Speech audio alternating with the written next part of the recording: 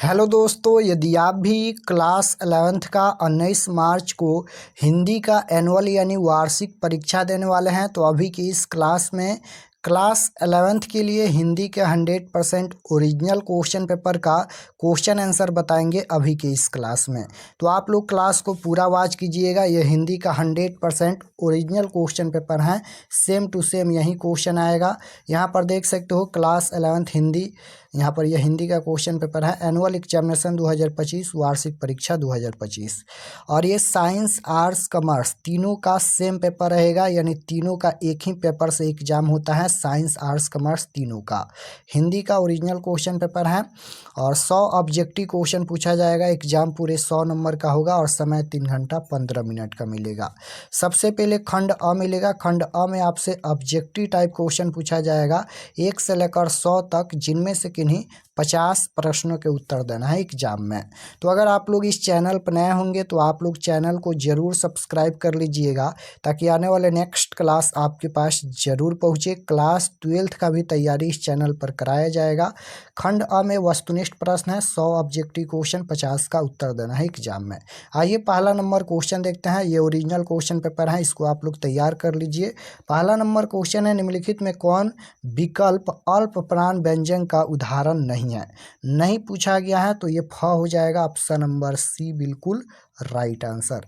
2 number question है, केवल मुंह से बोले जाने वाले स्वर वर्णों को क्या कहते हैं? तो 2 का right answer option number C बिल्कुल हो जाएगा, निर्नुनासिक, option number C correct answer.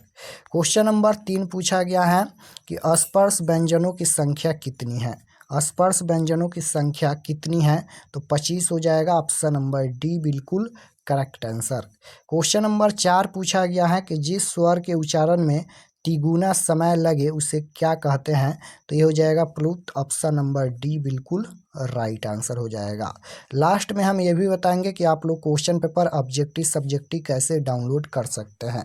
उसके बाद 5 नंबर क्वेश्चन है, निम्नलिखित में कौन अंतःस्वथ व्यंजन नहीं है? नहीं पूछा गया है तो ये ह हो जाएगा, option number A right answer.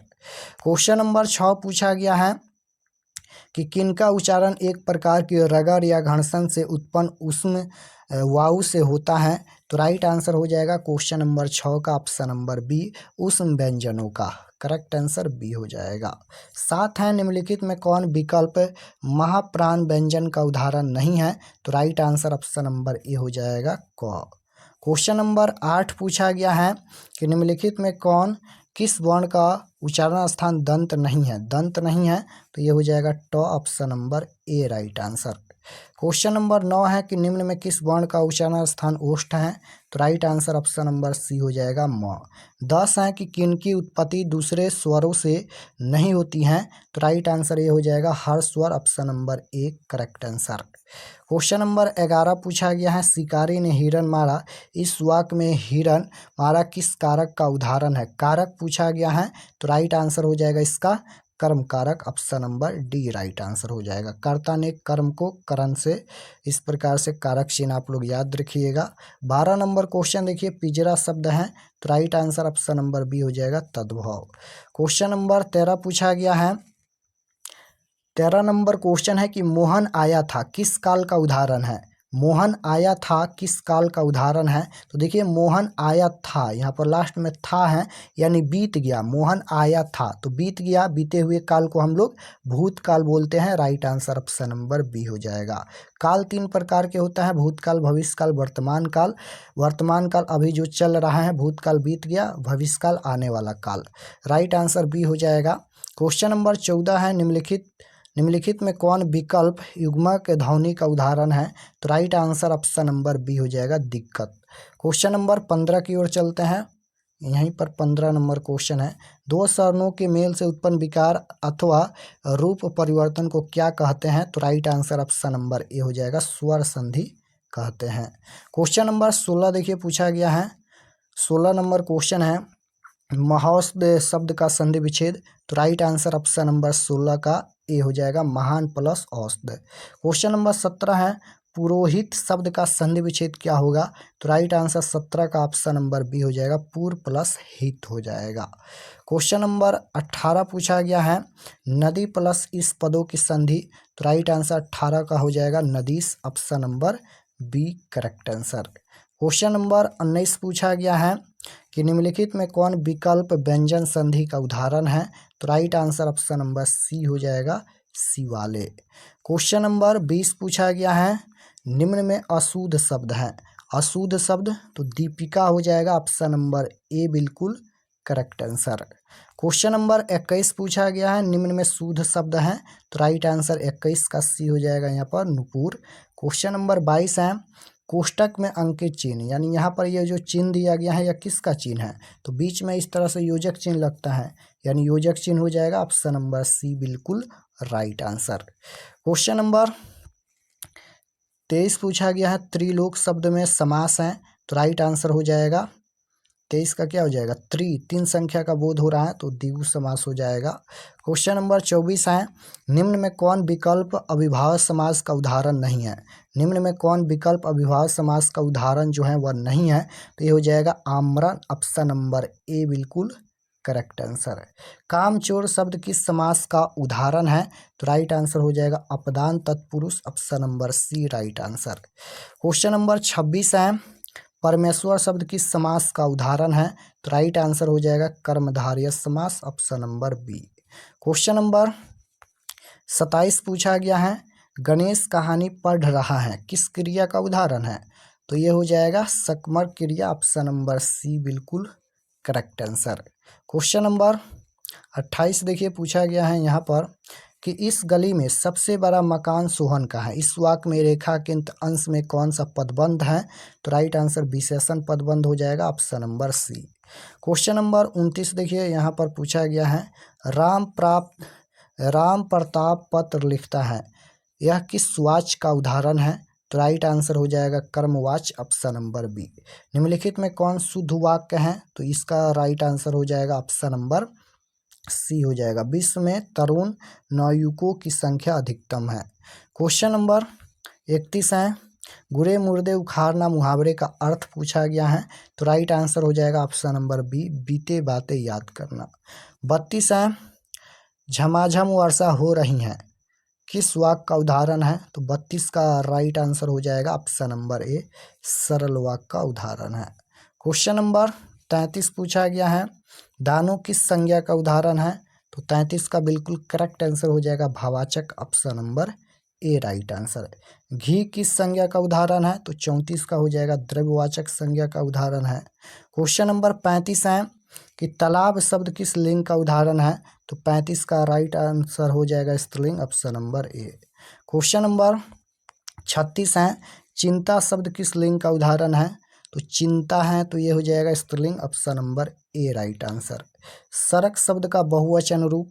तो राइट आंसर हो जाएगा सड़के, option number B right answer. Question number 38 देखिए यहाँ पर 38 है, पूछा गया है कि एक पंथ दो काज लोकोक्त का अर्थ पूछा गया है। तो राइट आंसर हो जाएगा इसका ऑप्शन नंबर सी हो जाएगा, एक काम से दूसरा काम हो जाना, करेक्ट आंसर सी होगा। क्वेश्चन नंबर 39 है कि जो राजगद्दी का अधिकारी हो उसके लिए एक शब्द है। तो राइट आंसर हो जाएगा सी, युवराज। क्वेश्चन नंबर 40 है, विस्तृत शब्द का विलोम? तो 40 का राइट आंसर सी हो जाएगा संक्षिप्त। 41 है, सम्मुख शब्द का विलोम? तो ये हो जाएगा विमुख, ऑप्शन नंबर बी, क्योंकि विलोम शब्द मतलब उल्टा शब्द होता है। 42 नंबर क्वेश्चन है, निम्न में कौन विकल्प सोना शब्द का पर्यायवाची है? तो 42 का हो जाएगा कंचन, हैम और कनक, right answer C. Question number 43 है कि राजा शब्द का पर्यायवाची? तो राइट आंसर हो जाएगा मृगाक, ऑप्शन नंबर सी। पर्यायवाची मतलब अनेक नाम होता है। रचना की दृष्टि से वाक्य के कितने भेद हैं? तो राइट आंसर हो जाएगा 3 भेद, ऑप्शन नंबर ए। क्वेश्चन नंबर 45 देखिए, विष्णु विशेष का विशेषण पूछा गया है। तो राइट आंसर हो जाएगा वैष्णव, ऑप्शन नंबर सी। समर विशेष का विशेषण? तो राइट आंसर हो जाएगा ऑप्शन नंबर सी, सांकेतिक हो जाएगा। क्वेश्चन नंबर 47 है, लघु विशेष का विशेषण? तो राइट आंसर ए हो जाएगा यहाँ पर लाक्षणिक, option number A correct answer. Question number 48 है, रंगीला शब्द में प्रत्यय है, तो राइट आंसर हो जाएगा आ प्रत्यय, option number B right answer. Question number 49 छूट गया है, 50 देखिए, 50 नंबर क्वेश्चन है, करवाहट शब्द में कौन सा प्रत्यय है, तो राइट आंसर हो जाएगा वाहट प्रत्यय, ऑप्शन नंबर डी हो जाएगा। उत्तम शब्द में कौन सा उपसर्ग है, उपसर्ग पूछा गया है, तो उपसर्ग किसी भी शब्द के पहले जुड़ता है, तो उत उपसर्ग जुड़ा है, करेक्ट आंसर ए हो जाएगा। क्वेश्चन नंबर 52 है कि अनमोल शब्द में कौन सा उपसर्ग है, तो अनमोल में कौन सा उपसर्ग होगा, अन उपसर्ग होगा, राइट आंसर बी हो जाएगा। तो 50 प्रश्नों का ही उत्तर देना है, 52 प्रश्न बता दिए हैं, 50 प्रश्न आप लोग बना लीजिएगा।